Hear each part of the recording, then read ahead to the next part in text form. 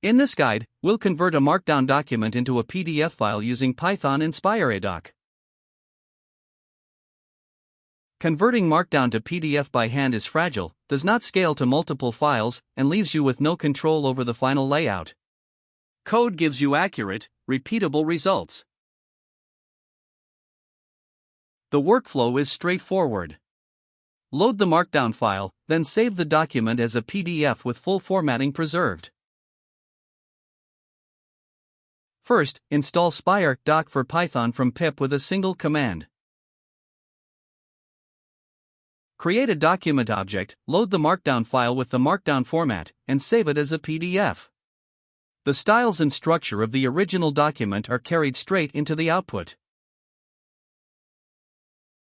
Before saving, you can customize the page settings completely in a single workflow. Get the default section, adjust the page size to A4, switch to landscape, set the margins, and then save the PDF.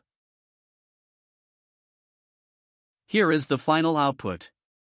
The Markdown headings, paragraphs, and formatting are all rendered into a clean, shareable PDF ready for distribution.